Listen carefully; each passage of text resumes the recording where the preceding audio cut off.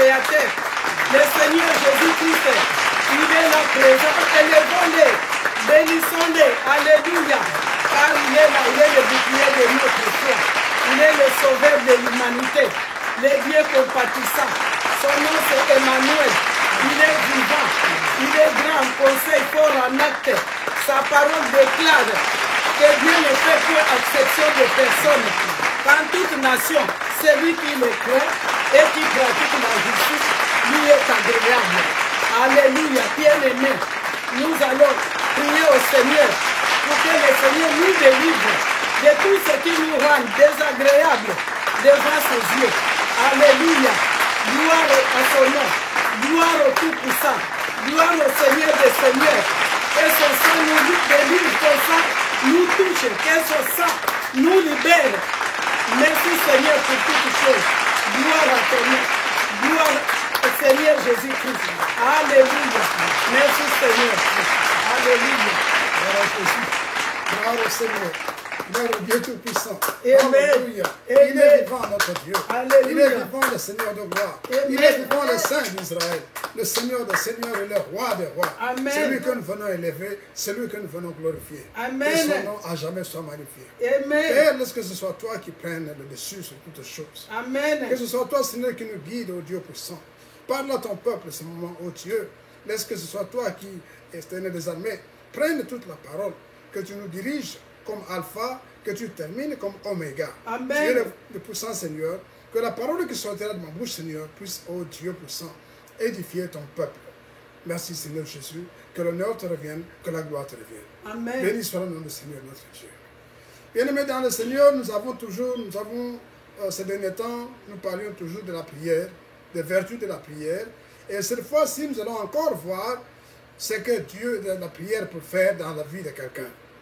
La prière renverse des situations. Amen. La prière transforme même les époques.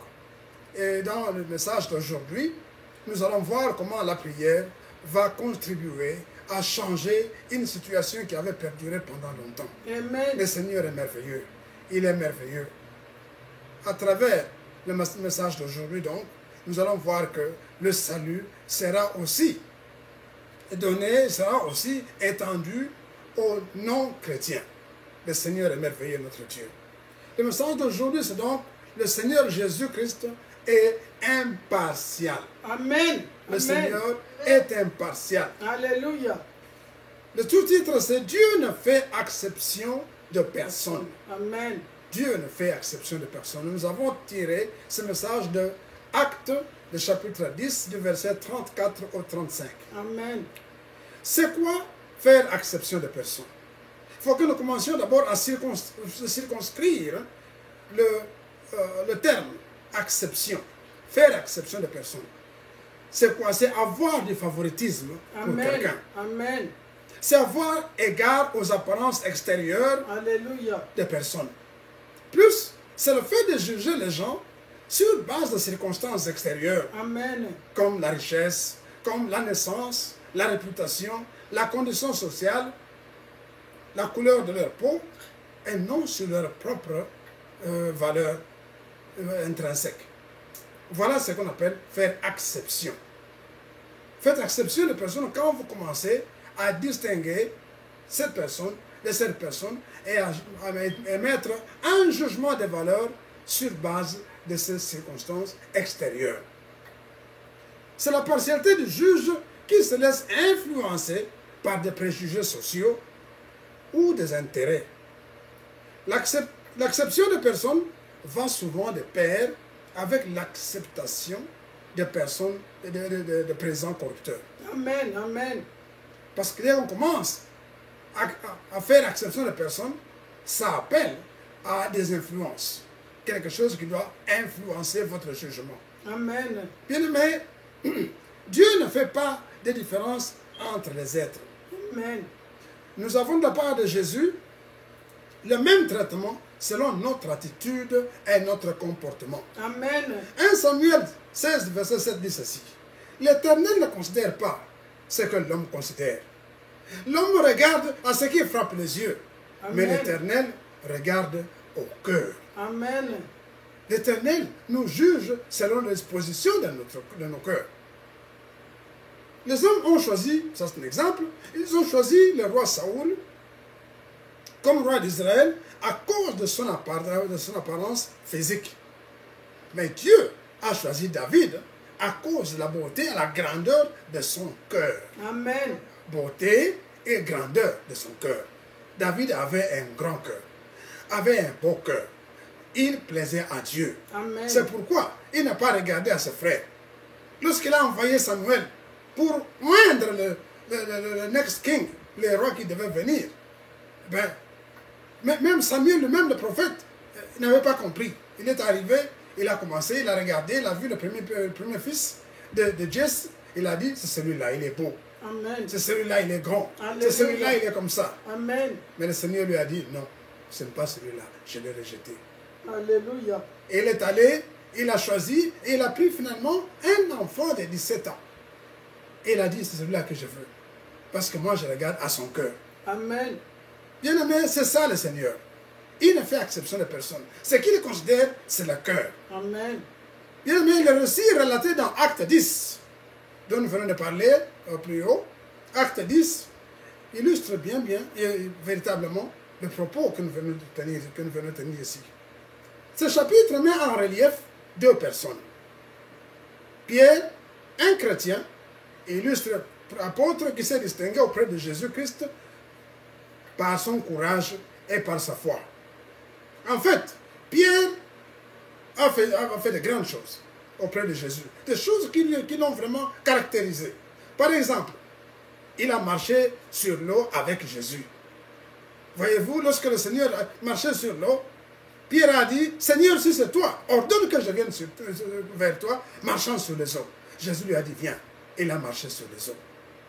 Voyez, quel courage. Courage d'un pécheur qui connaissait très bien l'eau, qui a marché vers le Seigneur sur les eaux. Pierre a été présent à la transfiguration, sur la montagne de la transfiguration. Ils étaient à trois. Pierre, Jean et Jacques. Et lui était témoin de la transfiguration lorsque Jésus a été transfiguré. Il savait justement qui était Jésus. Troisièmement, Pierre, c'est celui qui a confessé Jésus-Christ comme Messie et comme Fils de Dieu, pendant que les autres ne pouvaient même pas s'imaginer que cela puisse être. Amen. Parce que pour un non-chrétien, ce n'était pas facile de s'imaginer que Jésus était, et pour les enfants d'Abraham, ce n'était pas facile d'imaginer que Jésus pouvait être le Messie. Amen. Lui, il l'a identifié.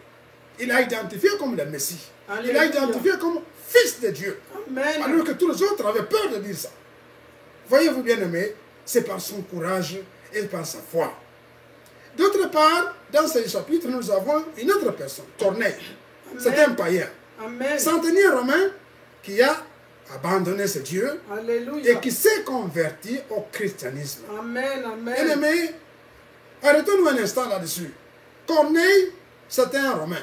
Corneille, c'est un centenier. C'est un homme qui est monté dans la valeur dans l'armée par sa valeur.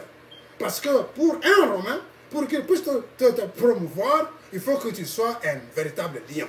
Amen. Un véritable homme qui doit te distinguer au milieu de bataille. Au milieu de la bataille, au milieu... Donc c'était un homme qui avait de la fougue. Mais c'est cette personne, Romain de son état, qui finalement, ayant vu Jésus-Christ faire vivre, sûrement il le suivait à distance. C'était comme Nicodème, quelqu'un qui était dans l'ombre. Nicodème allait chez Jésus, Amen. mais lui n'est jamais parti chez Jésus. Amen. Il était toujours là, il observait, il entendait, il écoutait. Comme il savait qu'il n'était pas chrétien, il ne pouvait pas s'approcher de Christ. Il était loin parce qu'il savait qu'il était païen. Mais, à partir de ce qu'il a vu, à partir de ce qu'il a entendu, il a été véritablement, il s'est converti. Amen. Il s'est converti, il est devenu un véritable chrétien. Amen. Bien aimé, le verset 34 dans le chapitre 10 commence par ceci. Alors, Pierre, ouvrant la bouche, dit. Alors, cet adverbe de temps résume une situation intérieure. Il dit alors, Pierre, ouvrant. Pourquoi dit-on alors? Il y avait une situation qui avait précédé. Alors, Donc, une situation dans laquelle les deux protagonistes ont été introduits dans le chapitre 10. Corneille est introduit comme cet homme était pieux et craignait Dieu. Amen. Avec Amen. toute sa maison. Alléluia. Il faisait beaucoup de monde au peuple et priait Dieu continuellement. Amen. Bien aimé, pour quelqu'un qui n'avait pas été enseigné, comme nous Amen. disons, Amen. il n'avait pas été enseigné. On ne lui a pas envoyé un messager, Amen. on ne lui a pas envoyé quelqu'un pour l'enseigner. Il n'y avait pas un pasteur qui est parti pour l'enseigner. Il n'y avait pas Un prêtre. un prêtre qui est parti l'enseigner. Amen.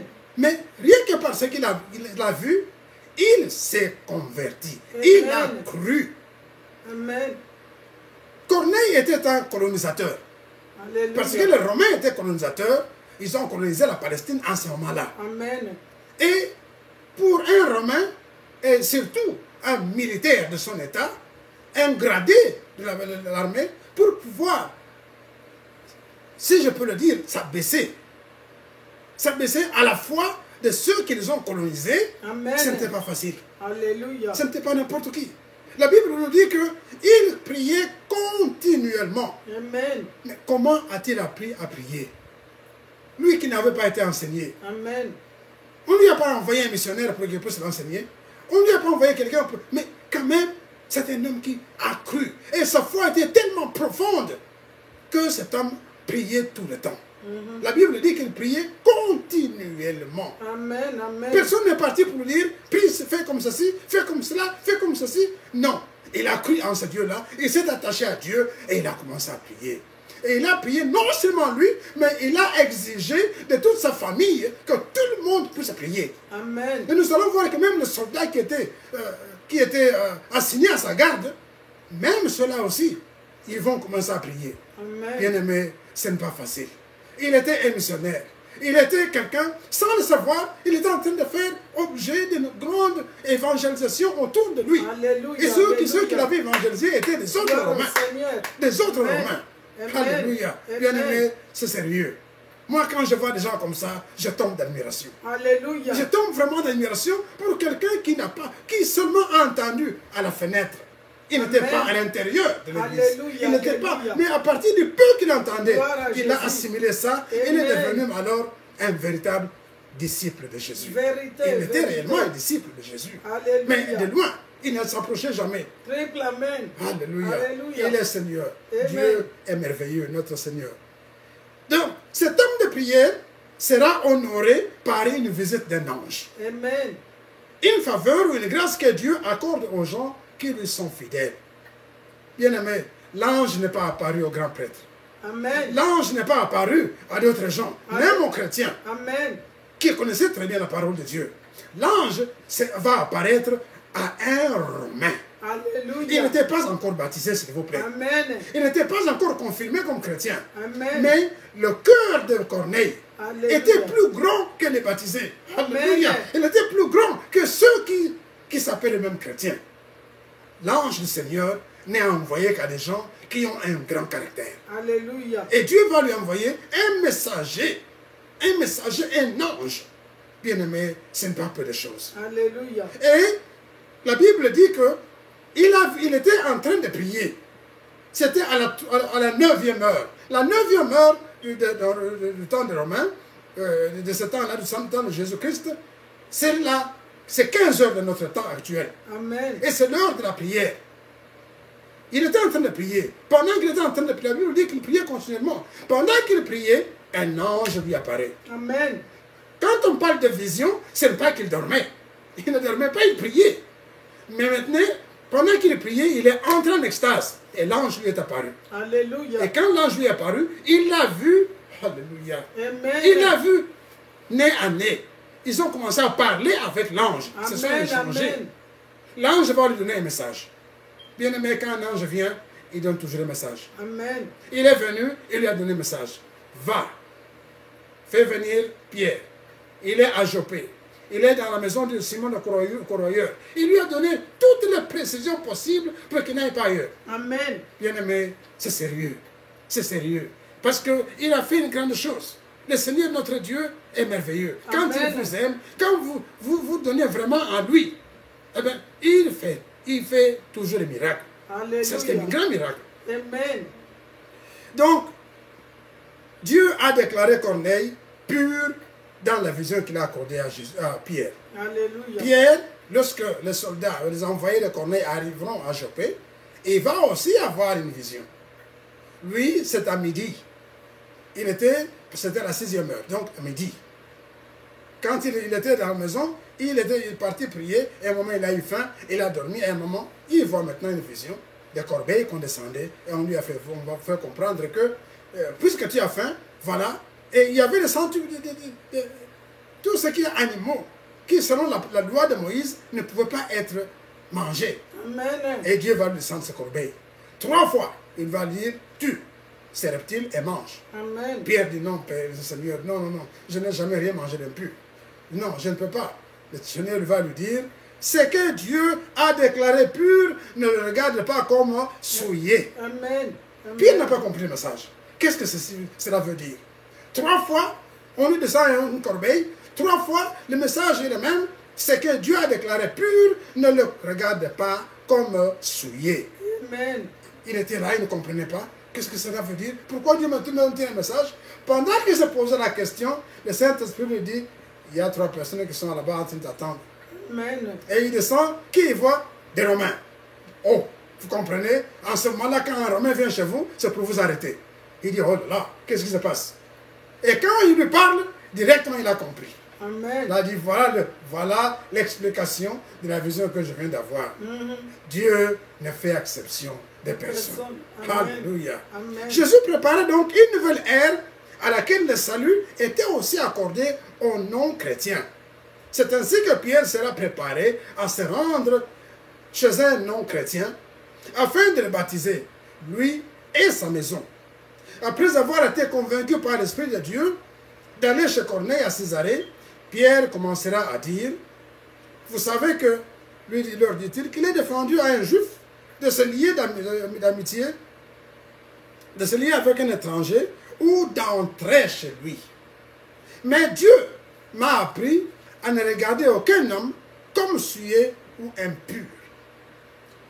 Maintenant, Corneille va lui révéler l'objet de son invitation.